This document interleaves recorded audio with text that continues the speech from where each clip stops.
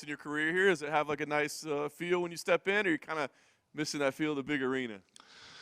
Nah, I'm comfortable here, John. I'm happy to be back here. You know what I mean? I got a good fight.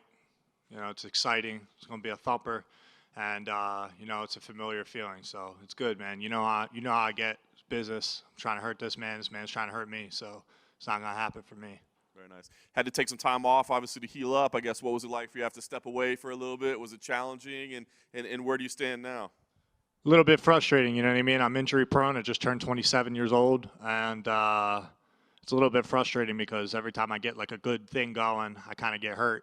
I had to get surgery. So after I beat Gerald, I went and got another surgery on my elbow. Everything's good, you know, and yeah, I mean, I've had some other struggles, but I'm here and I'm ready to rock and I'm in great shape. And yeah, man, it's a little bit frustrating, but I'm here. I'm ready. This is what I did my whole entire life. So this guy doesn't bring anything I'm not ready for. Dig it. We talked to Razik earlier. We actually saw you guys kind of run into each other outside the meeting room. We got a little bit worried for a second. It seemed like it was pleasant there. I guess what you think of that interaction? He can be a pretty intense dude sometimes, but it seemed like it was pretty pleasant. Listen, no man's going to steamroll me. No man's going to walk over me. When I walked in, Joaquin Buckley was kind of hating on the Joe Pyfer thing, and I heard him running his mouth in the back. And, you know, he was respectful afterwards. But when I walked in, he was like, man, Joe Pyfer. And then Abdul was like, Joe Pyfer who? He's like, fuck Joe Pyfer. And then he saw me, and then he put his hand out to shake my hand. So listen, I was cool with not shaking a hand, but he showed me respect. I gave him respect back. He doesn't have to like me. He doesn't have to respect me.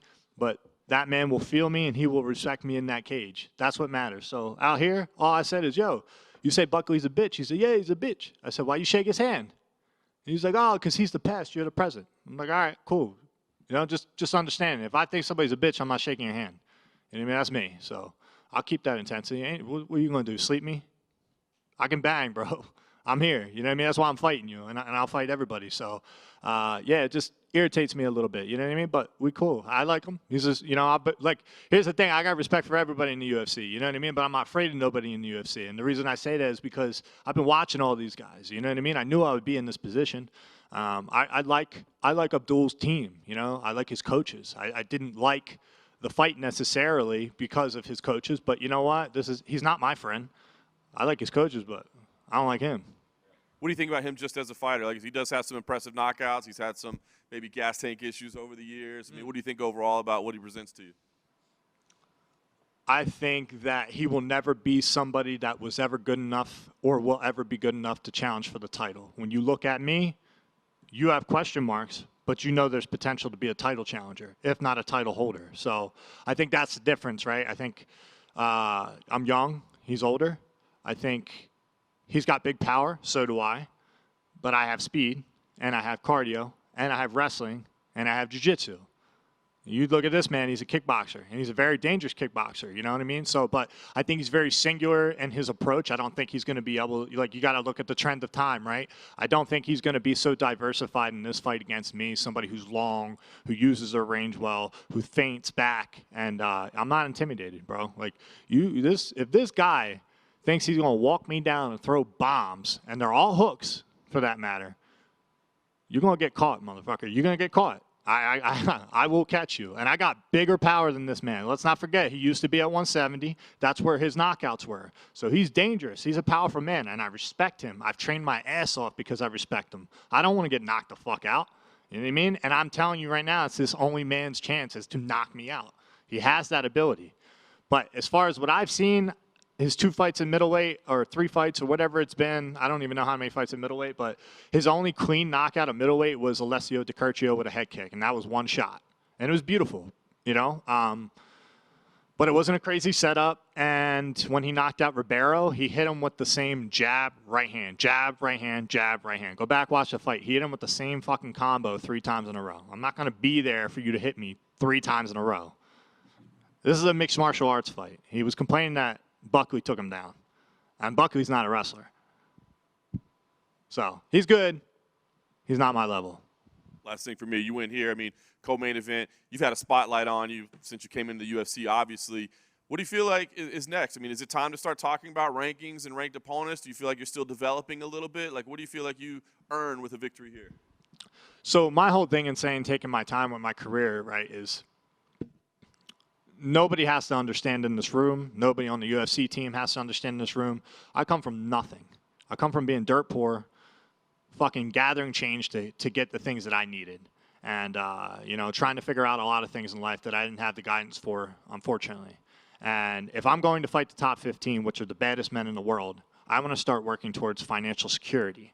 And I will risk my health, my body, everything, my mind, so I can secure that. I do not want to be one of these guys that is done fighting and is brokenhearted, that was giving his everything for the minimum. And I'm not complaining about what I'm getting paid. I'm fighting a guy who's 45th, 46th, something like that. Abdul is a bad motherfucker. Like, that's the thing that's scary about this fight, right? I'm very realistic. I know I'm better than him everywhere. But could he beat me? Absolutely. It's a fight. Do I think he's going to beat me? Absolutely not. But I will dare to be bold and say the things that I'm confident in. And, you want me to fight top 15 guys? Let's talk real money. That's it. That's all. I want to be a superstar. I have the charisma. I have the confidence. I have the fight style. I have it all. But I want to know that I'm okay if and ever I have to retire early or quit this sport or whatever. I'm injury prone, so that's also, I got to keep that in mind. You know what I mean? Unfortunately, I keep getting fucking hurt, man. So it's very frustrating. And let's talk after this. Let me finish this motherfucker. Let's talk. Hi, Joe. Over here. Hello. When Razak was in here, we asked him about Buckley, and his mood changed quite drastically when talking about him versus talking about you, in the sense that he seemed to be really angry at him, and he kind of was like, about you. Do you feel like maybe he's focusing a little bit too much on Buckley? Do it. Worry about Buckley. I don't give a shit. I don't give a fuck. Worry about Buckley then. You know what I mean? Like, and I'm not saying I'm being arrogant right now because I'm irritated, because that to me right there shows that you're missing what's in front of you. I'm not just some kid. I'm somebody this guy could build his career back up off of. You're 6-5 in the UFC, bro. And you're on what? You're coming off one win, and you were on a 3-fight skid before that, or 4-fight skid or whatever. Technically, you shouldn't even be in the UFC. If I'm at my age and I lost that many times, I'd be cut. You know what I mean? So I just worry about Buckley. I said the same thing to Buckley. I said, who you want to win? And he's like, man, I don't care, but like, you guys are going to steal my bonus. I'm going to steal your bonus. I'm bonus worthy. I talk shit and I back it up. And I talk shit in a respectful way. I know Abdul is tough. I've given all my preparation that I possibly could for this camp so I don't get knocked the fuck out. That is this man's only way to beat me. He's not going to out-grapple me. He's not going to submit me. You have to knock me out. That's it. So, that's his problem. He wants to still, he said he was focused on me in the present and not the past, but then I said, why are you shaking his hand? So why are you going to come up here and get upset about it? I don't know all the beef. I understand if another man says he's going to knock you the fuck out and then he wrestles and you're upset. Sure, I can understand it, but this is MMA, brother. You're in the wrong sport if you want to be a kickboxer. I don't know what to tell you. What happens if you fight Bo Nickel? You know, cry that he took you down? Like, get better at fighting. Thank you. Thank you. Hey, Joe. How you doing? Good, man. So obviously the Contender Series is back. It's in their final week next week. I just wanted to know, like, what that show meant to you. Obviously, your first appearance, you had this horrific injury that kind of screwed your life up for a little bit, and then you go back and then you get to be Joe Pyfer and you get all the spotlight on you. So just what did that show mean to you? I think the show is a great way to show how hungry you are, because it puts this pressure on you to go out there and fight out of your comfortability. Because if you don't and you just fight to your comfortability, you're not going to be drafted as a talent. I think Dana has gotten a lot more lenient and generous with his contracts, which I respect, you know what I mean? Because this is a hard way to make a living and everybody deserves an opportunity. Now, what they do with that opportunity given, that's up to them now. He gave you the chance, do your thing. But you guys got to understand, Dustin Stoltzfus, I sit here right now, and I don't think there's any reporter that says that man was a better fighter than me, especially when I came back and I shown. That's a fact. And I was obsessed with it. I even talked to Dana White personally and begged him for that fight, and he just doesn't think it's a good idea. And I'm cool with that. You know what I mean? So that's how hell-bent I was on that. And but you know what? I was a sore loser, too, in a way. I am a sore loser. I don't think that man bested me, so I got discredited, man. I broke my arm. I was out. I had no money. I was depressed. I was suicidal. I went to kill myself. I was like, man, I worked my whole fucking life for this, and now I'm nothing. I'm sitting out in my wrestling coach's basement crying, telling my girl, like, I'm nothing. Like, I'm literally nothing, and I'm sorry I let you down. I try not to get upset about it now because I still carry, like, a bitter chip. Like, I lost sponsorships. People didn't want to talk to me. But then I came back. You know, I had a strong management team. And they never left me. I've been with Lloyd Pearson since I signed. And I don't say this to, you know, Lloyd Pearson, my management, go with my manager. Not many people can say that they have a friend in their manager. And I truly believe that. And I believe the people on my team that I now have, that I'm surrounded with, you know, even Chandler Henry sitting out here who's documented my life for my documentary. And, you know, just the people that I've acquired, Alex Davis, Disruptive. And, you know, I've really gathered a team to come back, and it was all possible because I got another opportunity on Dana White's Contender Series, and Dana White's the one that put me on the scene, you know, and flew me out and was super generous. And let's not forget, that man gave me a helping hand, and you know, gave me a place to live for the next year so I could pursue this. Third fight, co-main event, third fight in the UFC, your co-main event. I mean, just what do you think the UFC sees in you, and I guess how does that make you feel that you're the co-main event?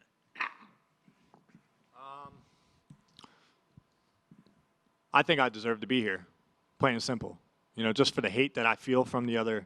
I don't feel hate from the other fighters, but I can feel the animosity. So fuck you. You know what I mean? You're not me, right? You shouldn't be another person. That's what Abdul said. You shouldn't want to be another person. But it rubbed everybody the wrong way. Suck it. Suck it long and hard, brother. That's all I got to say. Because I'm me, and you guys want to be me. That's how I see it. You know what I mean? I don't have to apologize for what Dana said. I don't have to feel weird because they don't like it. Fuck you. So, yeah, I mean, I'm deserving of this opportunity. You think I'm a co-main event because of Abdul? You're 6-5 in the UFC. I'm not saying you're not good, but I'm undefeated in the UFC. I'm only 2-0, and I haven't beat shit. So I'm arrogant, I'm cocky, and whatever. Saturday night, I get to go out there and prove why. And, you know, if it's a shit performance, I'm going to apologize to you guys after because that's not what I come here to do. But at the same time, I also come here to win both my fucking checks. So I'm still a poor kid. I still have a poor kid's mentality, and I'm not one of these guys that's rolling in money and then is fucking off. Like, this is all I got, brother. This is all I got. And even now, if I slip up now, I don't get a new contract. I don't get to get more money. I don't get to call my shots type deal. So, yeah, I mean, Dana White changed my life. And I'm trying to change the company in a way, you know, make it good, make it entertaining. Yeah, this is the shit you don't prepare for, right? I'm gonna go off on a little tangent. Like, this is the shit you don't get taught. You don't get taught what to say. Everybody's gonna say, dude, there's so many fucking weirdos out there. Everybody's gonna judge me anyway. I have a little bit of a chip on my shoulder because it's like there's so many people. My life is open for judgment, right? Because I've also put my life story out there. So I'm cool with that. But it's like everybody will sit there and shit on something that you're going to do. Oh, man, this kid's cocky. Oh, man, this is. It's like, brother, you can never sit here and do what I do. You can never sit here and do what I do. And for anybody that's going to criticize another fighter, I'll criticize a fighter because I'm going to get in there. I'm a fighter. Now, if I eat my own words and this dude kicks my face through the floor, I deserve it. You know what I mean? But it's just, I'm going to say what I'm going to say, and I'm going to go out there and back it up. So I don't know how the fuck I got on that tangent, but, yeah, I'm here. Oh, good. I'll take from that tangent. Speaking of like criticizing, I'm sure you've seen a lot of people criticize Sean Brady and kind of hop off his hype train. They can all suck a dick for criticizing that man. The thing that happened with Jack Dell is a pussy because he was literally in the hospital with staff that could have that got to his bloodstream that he could have died or something bad could have happened to the kid. You know what I mean? You think he doesn't want to fight for a whole year? Come on, bro. I thought that was a low blow. And the only reason I get that upset is because that's one of my closest friends. You don't do that shit. You know, it's not fair to his wife. It's not fair to him. We're all fighters. You should give a fuck about another fighter's well-being. I don't care how much I don't like any of these guys. But I don't want Abdul to be sick or laugh at him because he couldn't make a fight, bro. This is the smallest part of fucking real life. So, yeah, fuck anybody criticizing Sean Brady. Wait till he comes back. Right, exactly. And, you know, obviously he suffered his first defeat. You've suffered your first defeat before. Like, I guess everyone that's just kind of doubting him because you lost to Bilal, who's obviously probably should be fighting for the title. Like, what do you say to that? Bro, he never fought out of the fucking country. I never been out of the country. We went 14 and a half hours away. Khabib, who's all-time great, is in the corner. This kid does not express his emotion. He keeps it to himself. He went out there and he took a chance, you know, against the best in the world. He's fighting the best in the world. The dude lost once, and everybody disrespects him. This is what this game sucks dick for. Because everybody will love you when you're the man, and then everybody shits on you the second you slip up. Where's the love for the true fans? We're the only country that shits on our own. I can't stand that shit. It drives me nuts. I'm a USA. I'm American. I rep the flag. I'm going to walk with that shit tomorrow or Saturday, whenever. Where's the support for your fellow Americans? You know what I mean? Respect to Bilal. Bilal was the better man. He earned it. Nobody should discredit him. But don't disrespect your own guy and start talking shit on him. Oh, you lost me money. Don't fucking bet your money then. You know what I mean? So, but he took a chance, brother. He took a chance, and he went out on the shield. He didn't tap. He got punched in the face fucking 25 times. And wait till you see the new Sean Brady. Now he's tasted defeat. That kid was beating people never thought he would beat. And, you know, I love the guy. So I am defensive about him. And, you know, wait till he comes back, brother. Wait till he comes back. And finally, for me, just want your thoughts on Sean Strickland winning the championship. And if you were a matchmaker, who would you have him fight next? Well, I'm not a matchmaker. But you know what? Congrats to Sean Strickland. I know he comes from a traumatized background. He's always been nothing but respectful to me, even if he doesn't remember me. But he was in the PI once. You know, he offered to train with me and whatnot, asked me to come train. Unfortunately, I didn't do it. And yeah, man, I'm happy for him. You know, he's the guy that's being outspoken in his own way. It's not how I would say certain things, right? But that's why I'm me and he's him.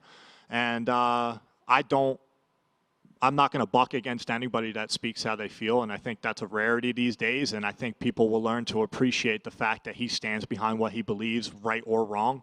And that's the whole point of freedom of speech. That's the whole point of freedom of choice. But you're told you're not allowed to say certain words, or you're canceled. You're told you're not allowed to go against certain things, or you're this, you're that. And it's, you know what? Let everybody be who they want to be, but don't force it upon other people. And that's all I'll say on that, so I don't get canceled. But yeah, you know, so I'm happy for him. And if I was to say who should he fight next, I don't think I'm a fan of Izzy. You got to remember, guys, I've been watching this all the way back since UFC 3, 4, or whatever, so I'm a fan of everybody as much as I'm a fighter in here, so sometimes that gets in my own way.